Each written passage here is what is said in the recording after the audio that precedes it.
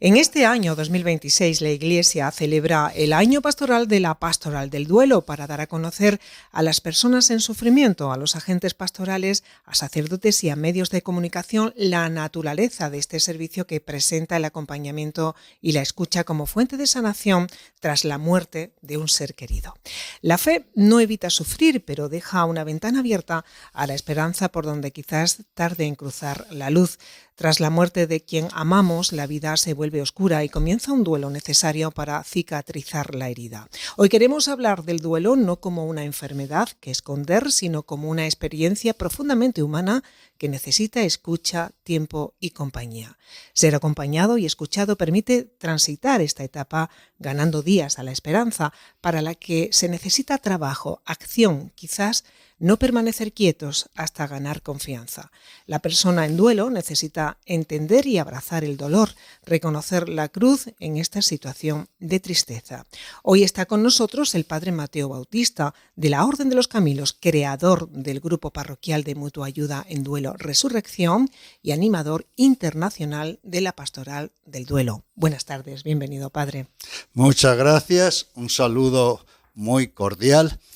Y en esta introducción que usted ha dicho, ha mencionado lo que es precisamente la esencia de la pastoral del duelo, que en primer lugar es una cercanía, una presencia, es un acompañamiento con mucha empatía, recorriendo y apoyando las 6 dimensiones básicas de la persona: la dimensión corporal, la dimensión emocional afectiva, la mental, la relacional, la valórica, lo espiritual, y todo esto desde una orientación cristiana, teniendo como modelo, obviamente, a Jesús, sufriente, muerto y resucitado. Y todo arropados desde los vínculos, desde la comunidad parroquial, y como usted muy bien ha dicho, con un proceso en el tiempo, porque la muerte de un ser querido puede dejar heridas muy, muy profundas. Y como decía nuestro santo y doctor de la Iglesia, San Juan de Ávila, esas heridas son una flecha rápida para entrar y difíciles para salir. En la diócesis de Córdoba, donde se veneran las reliquias de San Juan de Ávila, la parroquia cordobesa de la Aurora cuenta ya con un matrimonio dispuesto a acompañar a quienes, como ellos, han sufrido la muerte de un ser querido dentro del grupo Resurrección. ¿Cómo es este proceso de formación para poder acompañar a las personas? Sí, la palabra acompañamiento es esencial, porque recuerden que si hablamos de duelo es porque hay una herida. Y si hay una herida es porque ha habido un desencadenante, un disparador, que en este caso es la muerte de un ser querido. Esa muerte nos impacta, nos golpea, nos deja profundamente heridos, prácticamente en todas las dimensiones. Y una herida que tiene hasta una crisis de sentido. El no entender ni el por qué, ni el cómo, ni el para qué. Una crisis profunda de aceptación. Cuesta mucho aceptar esa realidad. Una crisis de vacío, de confusión, de apego, ¿no? Una crisis también hasta relacional. La persona puede tender a aislarse. Por eso esta pastoral es una pastoral de visitas, pero sobre todo de un proceso. Y como hay una herida profunda, ¿no?, hay una reacción. Esa reacción es el sufrimiento. Al igual que cuando tenemos una herida en el cuerpo, reaccionamos con el dolor, cuando tenemos una herida profunda en una de esas o en todas dimensiones, reaccionamos con el sufrimiento. Y estando heridos y sufriendo, ¿qué hacemos? Ahí cuenta mucho la actitud.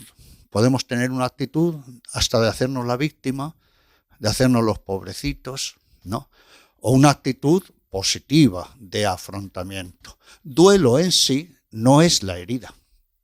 Duelo no es el sufrimiento.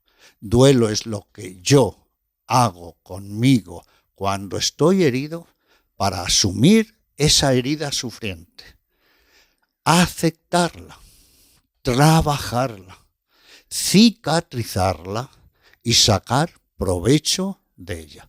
Y en el caso de la muerte, cerrar una herida debe quedar muy claro que no es olvidarse del ser querido muerto, ni dejar de hablar o de pensar o de amarlo, sino hacerlo todo con serenidad y con una visión trascendente. Y algo fundamental, entregando al ser querido a Dios. Y en este proceso, padre, ¿qué valor tienen los grupos de apoyo y escucha? El mejor remedio para el hombre es el hombre, es decir, el vínculo. Por eso en la pastoral recordamos esas 6 dimensiones, ¿verdad? La corporal. Fíjense ustedes, cuando hay una herida muy profunda, cómo esa herida, hemos dicho, nos hace reaccionar con síntomas del sufrimiento. Y donde primero se expresa es en el cuerpo. Basta con mirar la cara y los ojos de una persona para decir, está muy herida, está sufriendo. Además, esas heridas y el sufrimiento pesa. De hecho, nosotros damos el pésame, ¿no? Y digo pesa porque nos aprieta el cuerpo, hasta somatizamos, sube la presión, problemas cardíacos, problemas musculares. Y hay personas tan heridas que a veces en semanas o en meses parece que se han deteriorado como en años. Y por eso tenemos que recorrer, insisto, todas las dimensiones. El mundo emocional es muy importante. Tenemos 4 sentimientos básicos: alegría, tristeza, miedo, enojo, ¿no? Fíjese cuántas personas, tras una muerte significativa, quedan enojadas con ellas mismas, con la familia, con la vida, con Dios. El tema afectivo, la soledad, el apego, la extrañeza, miles de preguntas, los vínculos, crisis matrimoniales, enojo con Dios. Entonces, ahí es fundamental el vínculo, el contacto. Y por eso en esa dimensión de acompañamiento nosotros insistimos en las 3 Cs: comunidad, comunicación y comunión. Comunidad, los vínculos. Es muy importante que quien está herido no se aísle, que reconozca que está herido, que está sufriendo. Es muy importante pedir ayuda, dejarse ayudar, la comunidad. Por eso son grupos parroquiales de mutua ayuda. Además de la comunidad, la comunicación. Cuando una persona está muy herida, es muy importante que llore, porque tras las lágrimas es también un reclamo de ser escuchado, de ser acompañado, de pedir ayuda. Es muy importante que dé palabra, el desahogo, que se clarifique, que escuche. Y comunión, dar y recibir. ¿Por qué insistimos en mutua ayuda? Porque cada doliente, como así le llamamos, ¿no?, es un espejo para los demás. Apoya también. Nosotros cuando sufrimos podemos hacer un narcisismo, hasta hacernos autistas en el sentido de encerrarnos, o también abrirnos y apoyar. La persona herida que es capaz de dar desde su sufrimiento, esa persona va a cicatrizar cuanto antes su herida. Por eso es muy importante que sea en comunidad. El mejor remedio para el hombre siempre es el vínculo, la comunidad. Vivimos en una sociedad que habla poco de la muerte y menos del dolor. ¿Por qué cree usted que nos cuesta tanto afrontar el duelo? Bueno, hubo un cordobés de hace 2000 años, un tal Anneo Séneca, que además, por cierto, fue al exilio por 8 años, 20 días después de la muerte de su primer hijo, que además no murió con él, sino con su madre Elvia, a la que, por cierto, dedicó después la famosa consolación a su madre Elvia. Y Séneca escribió también las cartas a Lucilio. Y en una carta, que es muy conocida, la 99, dice: ¿por qué nos cuesta hablar de la muerte? Ya entonces, En primer lugar, por el instinto de conservación. Nosotros estamos en el ser y queremos permanecer en el ser. Y la muerte, ¿qué nos priva? Nos priva de los vínculos, nos priva de los afectos. Va contra este instinto de conservación, ¿no? La muerte propia nos priva de los bienes, de todos los esfuerzos que hemos hecho. Y como él mismo dice, y nos lo recuerda también el libro de Job, la muerte es la madre del terror, del miedo. Lo que más inspira temor a todas las personas es precisamente la muerte, en primer lugar, como dejar de ser. Pero la muerte también nos pide responsabilidades, porque el que educa para la muerte, educa para la vida, y el que educa para la vida, educa para la muerte. ¿Y qué nos preocupa también? El después de la muerte. Pero no solo nuestra propia muerte, la muerte de los seres queridos y la muerte de los que van a morir. Por eso, además, la muerte tiene también otro punto.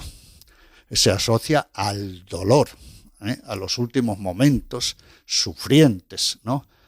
Al desapego. Incluso hay personas que dicen, yo más que a la muerte, temo al dolor. Y la muerte es concebida también como una amenaza. Nos priva de los bienes por los que nos hemos esforzado.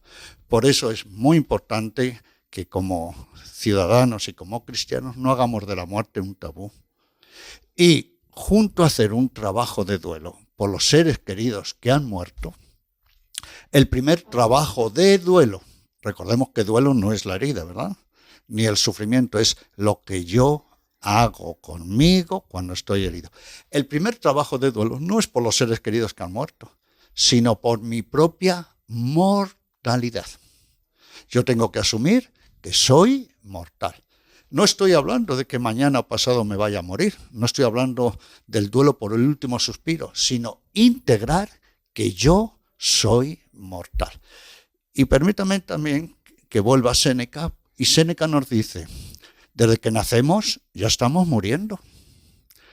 Yo, por ejemplo, yo fui niño, yo ya moría en la niñez, yo moría en la infancia, yo moría en la juventud, pero morimos a afectos, morimos a proyectos. Séneca nos recuerda que hay muchas muertes internas que tenemos que asumir.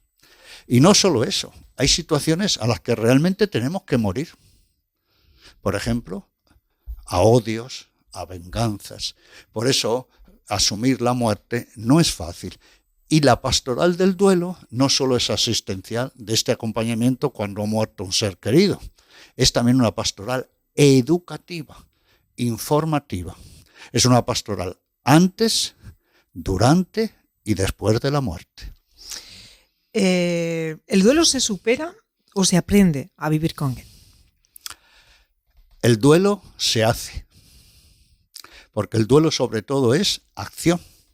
Recordemos cómo hemos definido el duelo. Es lo que yo hago conmigo cuando estoy herido. Y no hablamos de una herida del cuerpo, sino una herida de toda la persona. Y como estoy herido, reacciono con muchos síntomas. Aprovecho para decir que, por ejemplo, la tristeza no es una herida. Es uno de los sentimientos de la dimensión emocional.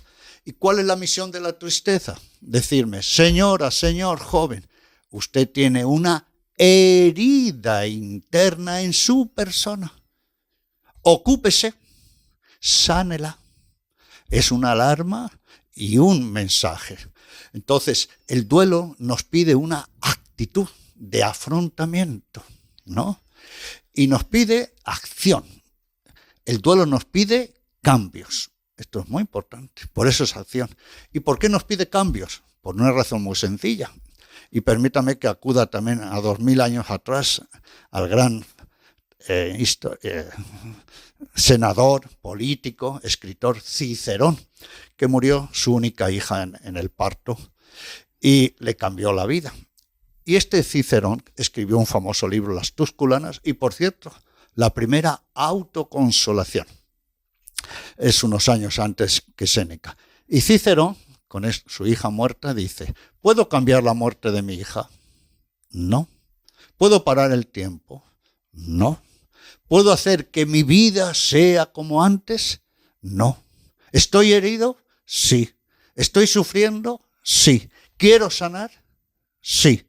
Tengo que hacer cambios en mí, porque la herida soy yo. La pastoral del duelo, y el duelo en general, nos dice eso, que la herida no es el ser querido que ha muerto.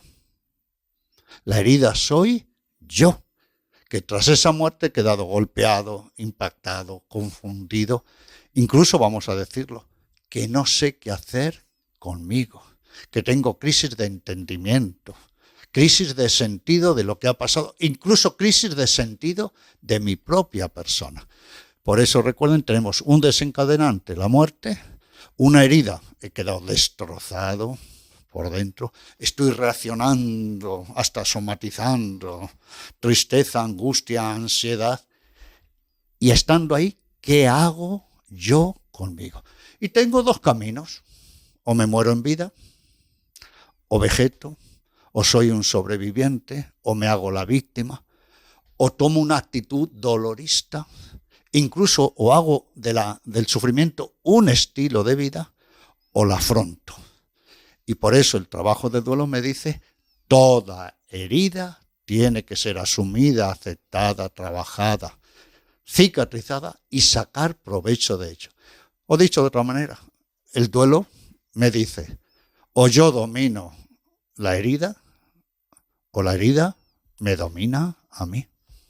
Y en el proceso de acompañamiento del duelo, ¿qué se necesitan? ¿Más palabras o silencios? Proceso. Permítame que recalque esta palabra que usted acaba de decir. Claro, cuando decimos trabajo de duelo, fíjese la expresión, trabajo, trabajo, trabajo. Y a mí, como habrán notado que me gusta la historia, ¿no? Uh-huh. Cuando murió Isabel la Católica, 1506, 29 de noviembre, el rey Fernando el Católico mandó una carta al reino. Y ya aprovecho para decir que Isabel la Católica y Fernando, en el 1497 murió su hijo Alfonso, el heredero. Su esposa estaba embarazada, murió el que iba a ser el sucesor varón. Después quedó la princesa Isabel, que era la hija mayor, que nació precisamente aquí, en este alcázar, y murió en el parto. Y su hijo, estaba casada con el rey de Portugal, era por fin la unión de la península ibérica. El niño, Miguel de la Paz, murió en el año 1499 y tuvo, por tanto, que ser princesa de Asturias, Juana la Loca. Fíjese qué situaciones para Fernando. Bueno, y para Isabel. Y Fernando dijo, la muerte de la reina Isabel es para mí el mayor trabajo de mi vida. Curioso. Y después Sigmund Freud hablará de esto, expresamente, trabajo de duelo. ¿Y por qué trabajo? Porque me tengo que ocupar de mí. El herido soy yo. Vaya donde vaya, soy yo. Muchas personas me dicen, y padrecito, si nos cambiamos de casa, porque a mí estas paredes me hacen sufrir mucho. Yo le digo, pues me parece muy bien, porque se van a otra casa y se cerró la herida. No, ¿verdad que no? Vaya donde vaya, la herida va conmigo, porque la herida soy yo. Por eso nos pide una actitud de afrontamiento, nos pide una voluntad, nos pide hacernos protagonistas, ¿no? Y todo esto no de la noche a la mañana, ¿no? Es todo un recorrido. Eso sí, ¿y lo podemos hacer solos? De nuevo, volvemos. Es muy importante pedir ayuda y dejarnos ayudar. Y este trabajo de duelo, como usted ha dicho, proceso, camino, debe tener un inicio. ¿Cómo un inicio? Sí. Hay personas que ni siquiera comienzan el trabajo de duelo. Están heridos, están heridas. Pero recuerden que estar heridos y sufrir no es sinónimo de duelo. Volvemos de nuevo. Duelo es lo que yo hago. Y hago con acciones, pero también con cambios mentales, emocionales, poniendo voluntad. Seamos sinceros. Y me va a permitir una alusión también a otro cordobés, Maimónides. Maimónides, su hermano, se ahogó en el Golfo Índico y eran 2 hermanos. Y como sabemos, él era médico, ¿no? Y llevaba la plata, el dinero de toda la familia para hacer negocios. Así que se murió y quedaron todos en la ruina. Y Maimónides, este es un escrito que se encontró en la Geniza, como en la sacristía de la sinagoga del Cairo, estuvo más de 1 año con una depresión, según él, con un dolor de articulaciones, sin levantarse de la cama, creyéndose que se moría. Y en un momento dijo, no, si yo no me aferro a la Torá, a la Biblia, y no pongo voluntad, me hubiese muerto yo también. Por eso este trabajo de duelo tiene que tener un inicio. Estoy herido, tengo que ocuparme de mi herida. Segundo, debe tener un camino, con una metodología, incluso, permítame decir, con una buena tutoría, ¿no? ¿Qué más hubiese querido yo cuando pasé por la experiencia del asesinato de mi primo hermano con 11 años y poco después que murió mi mamá? Yo soy el más pequeño de 9 hermanos. Haber tenido un tutor, un acompañante en el proceso de duelo. Debemos tener un acompañamiento con metodología de sanación integral. Y debe haber un final. ¿Qué es lo que nadie debe decirse y aceptar? Esta herida mía es para toda la vida. No. Si uno tiene una herida del cuerpo y le dice, doctor, esta herida mía es para toda la vida, ¿qué le va a decir el médico? No. El duelo es para decir, siempre soy más grande que la mayor de mis heridas. Todo esto es el trabajo de duelo como proceso, inicio, desarrollo y final. Y permítame que recalque, cicatrizar no es olvidar al ser querido. Lo digo porque muchos dicen, padrecito, no me pida usted que me olvide de mi ser querido. Le digo, hombre, soy desgraciado, pero no tanto como para pedirles. Y muchos dicen, no pienses tanto en quien murió, así no sufres. No, no hables, no. Incluso como diciendo, ni lo ames. ¿Cómo no lo vamos a amar? Y sentirnos amados en la comunión. Es para hacerlo todo eso con serenidad. Y eso es precisamente lo que hacemos en los grupos de mutua ayuda parroquiales, Resurrección, con un tiempo bastante prolongado. Ha narrado usted la experiencia temprana de la muerte en su familia. ¿Cómo viven el duelo adolescentes y niños? Sí, gracias a Dios también en nuestra pastoral tenemos una bibliografía abundante. Tenemos duelo por la muerte de los hijos, donde además escribimos siempre con familiares, duelo por la muerte de los padres, duelo por la viudez, ¿no? Duelo por la muerte de los amigos, de la amistad, duelo por la muerte de los nietos, que esto es muy importante, los duelos de Jesús y de María, y tenemos duelo por la propia muerte, y tenemos uno que es muy significativo y muy útil, el duelo en los niños y adolescentes, que hay, claro, yo lo escribí también desde mi propia experiencia, ¿no? Porque yo empecé desde los 11 años. Todos somos heridos, todos. Y ya aprovecho para decir, no caigamos nunca en la tentación de comparar las heridas, no caigamos en la tentación de comparar los sufrimientos. Y pongo un ejemplo fuerte, mire, muere un hijo, y la muerte de un hijo araña las entrañas de un padre, se le cae el mundo, Incluso es como la muerte hasta del futuro, de ilusiones, ¿no? El padre no va a sufrir ni a reaccionar igual que la madre. Es imposible. No hay 2 personas en el mundo que sufran igual, porque sufrimos según somos, nuestra experiencia, los valores, la fe, ¿no? Y en ese sentido, los niños también son heridos. Y los niños tienen que ser acompañados y tienen que hacer su proceso de duelo, ¿no? Hay que escucharlos, hay que admitir sus preguntas, sus dudas. Y eso sí, también hay que decirlo, claro, imagínense, por ejemplo, una muerte en la adolescencia. Y todos sabemos lo que es la adolescencia, ¿no? o un niño que sea huérfano toda la vida de pequeño. Además, hay muertes y muertes por violencia, ¿no? A los niños no se les puede dejar solos, no se les puede dejar abandonados, ¿no?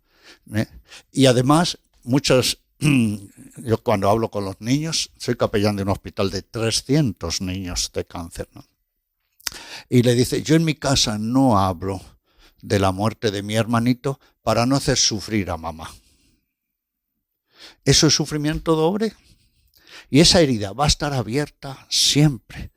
Los niños y adolescentes y jóvenes, todos, jóvenes y viejos, todos están heridos, todos están sufriendo, tienen que hacer un proceso según su edad, su capacidad, pero especialmente los niños tienen que ser acompañados. También hay que decir, ojo, los niños entienden la muerte de una manera diferente nuestra, ¿no? Ya saben que en un principio para los niños la muerte es dormirse. La muerte es reversible, ¿no? Yo recuerdo, no hace mucho, que volvíamos del cementerio y por la noche dice, padrecito, quédese por la noche, cenamos un poquito, digo, con mucho gusto. Y el nieto dice, ¿y el abuelito esta noche? ¿Cómo va a leer si tiene las lentes aquí? ¿No? Por eso también hay que conocer la psicología de los niños, su proceso, y admitir todas sus preguntas. No tener miedo, no. ¿Dónde está la verdadera dificultad en el trabajo de duelo de los niños? En los adultos, especialmente en los padres y en los abuelos. Por eso es muy importante que nos eduquemos en el trabajo de duelo. Y por eso, como he dicho antes, la pastoral es asistencial cuando ha habido ya la muerte, pero es también informativa, formativa, educativa. Después de acompañar tanto dolor, padre, ¿qué mantiene viva su esperanza? ¿Cómo? Después de acompañar tanto dolor, como usted nos está narrando, ¿no? Esa presencia entre niños enfermos de cáncer, esa experiencia propia de la muerte de familiares, ¿qué mantiene viva su esperanza? La misma de quien sufre. Nosotros seguimos a alguien que murió joven o viejo, sano o enfermo, en la cama, rodeado de profesionales, o en el tormento de una cruz, horas de agonía y algo que nunca vamos a captar, viendo sufrir a su madre. Y su madre sufriendo por él, ¿no? Aprovecho para decir, yo profundicé en este aspecto cuando una vez un joven me dijo, padrecito, allí en América nos dicen padrecitos, cuando yo me muera quiero que usted me cierre los ojos, no mi mamá, en el hospital. Digo, ¿y por qué, hombre? ¿Por qué? Porque no quiero verla sufrir. Claro, es un sufrimiento añadido, ¿no? El ver sufrir a una madre es para el mismo moribundo toda una realidad.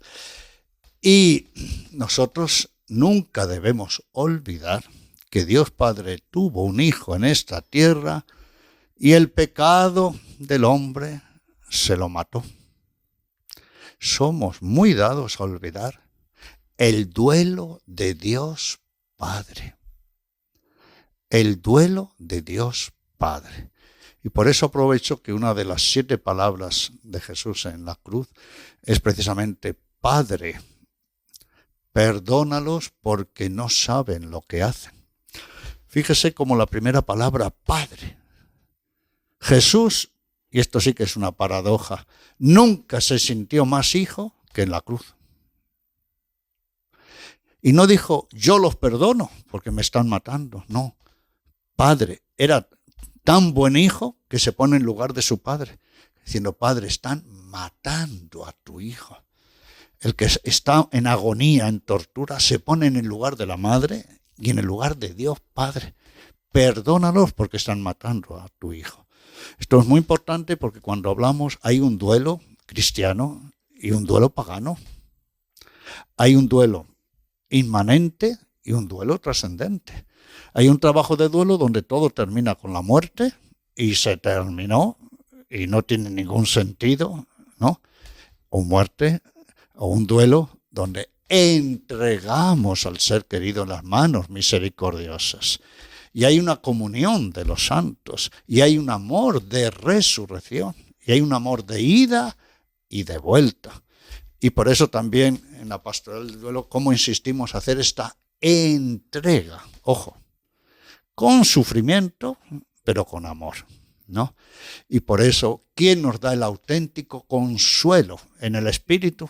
Pues precisamente el Espíritu Santo, que Jesús pide, para que sus discípulos puedan hacer un buen trabajo de duelo por la muerte de su maestro, ¿no? Por eso los cristianos nos alimentamos de este consuelo del Espíritu. Y tenemos a Jesús como ejemplo, como modelo, como compañero, como gracia. Nunca perdemos de vista el duelo de Dios Padre por su Hijo. ¿Entenderá Dios Padre lo que sufro? ¿Sabrá Dios lo que es la muerte de un hijo, de una persona? O cuando decimos estas cosas, que me lo llevó, me lo quitó. Pero hombre, si su Hijo muere por ti, por tu pecado. Por eso la pastoral del duelo nos hace también adentrarnos en el misterio de Dios mismo, en el misterio de la redención, en el misterio del amor trinitario que es capaz hasta de sufrir y entregar su vida por Dios. Y esta pastoral del duelo también nos introduce en las grandes cuestiones escatológicas. Claro, porque el trabajo del duelo me pregunta, ¿de dónde vengo yo? ¿Para qué estoy en el mundo? ¿Y a dónde o a quién voy? La pastoral del duelo nos da una gran visión. Y la pastoral del duelo también hace a muchas personas cambiar la vida. Hay muertes que cambian la vida. Y como dice un aforismo indio, de la India, no de los indios americanos, los vivos cierran los ojos a los muertos y los muertos abren los ojos a los vivos. Y por eso insisto que en esta pastoral es muy importante recordar, quien educa para la muerte, educa para la vida. Y quien educa para la vida, educa para la muerte. Y quien educa para la vida, no solo educa para esta vida, el que educa para la muerte, para esta vida, educa para la vida eterna. Y por eso la muerte, permítame que digan esto, San Francisco, ¿cómo la llamaba? Hermana muerte. Pero la muerte es madre, porque es un parto, ¿no? Yo cuántas veces he escuchado de padres que han muerto un hijo, o varios, ¿no? Soy una persona nueva. He vuelto a nacer. Ahora sí sé lo que es la vida. Ahora sí sé lo que es la muerte. Pero ¿cuántos me han dicho? Ahora yo sí sé lo que es la fe. Ahora yo sí sé lo que es que Dios Padre envía a su Hijo capaz de morir por mí. Por eso el trabajo de duelo es desde la fe en la resurrección y desde la gracia y desde el acompañamiento de la Iglesia, una inteligencia para la vida. Pero usted me preguntaba de dónde también me retroalimento. Pero voy a decir también otra cosa. Si yo les puedo decir todas estas cosas, es gracias también a lo que me han enseñado, sobre todo las personas que han sufrido por la muerte de un ser querido. A mí en la vida me han enseñado, sobre todo los viejos y las viejas, y los moribundos. Y los moribundos me han enseñado lo que es la auténtica libertad. Cuando yo he visto personas que ni querían hablar ni escuchar de la muerte, qué esclavitud. Han sido esclavos toda su vida. Un materialismo. Y hay otras personas que mueren dando la vida. Y ahí es donde también he aprendido otra cosa. Hay personas que mueren creyendo que les quitan la vida. Y otros la entregan.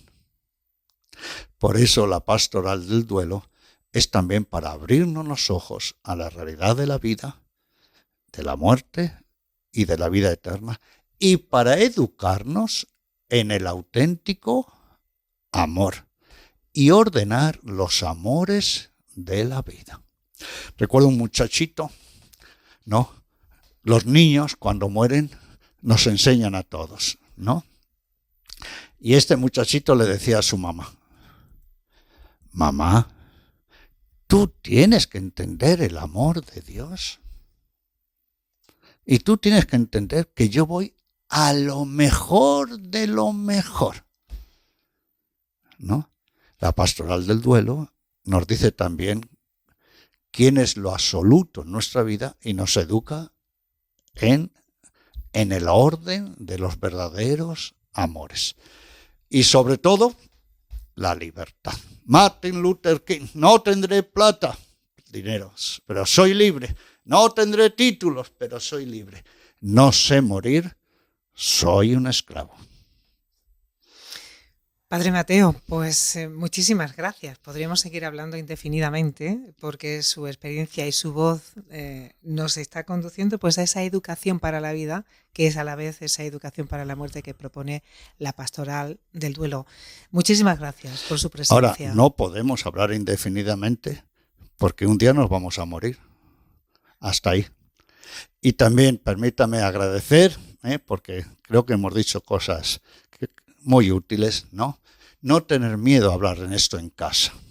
Eduquemos a los niños, a los jóvenes, pero empecemos por nosotros, por los adultos. Y también decir que esta pastoral la tienen que llevar adelante, por supuesto, los sacerdotes, los diáconos, pero especialmente los laicos y las laicas. Y especialmente aquellos que han pasado por una muerte, han hecho un trabajo de duelo, han cicatrizado una herida y ahora tienen mucho para dar desde la experiencia. Así que acabamos de hablar con el señor obispo y Dios quiera que muy pronto tengamos en cada parroquia el equipo de la pastoral del duelo. Muchísimas gracias. A ustedes.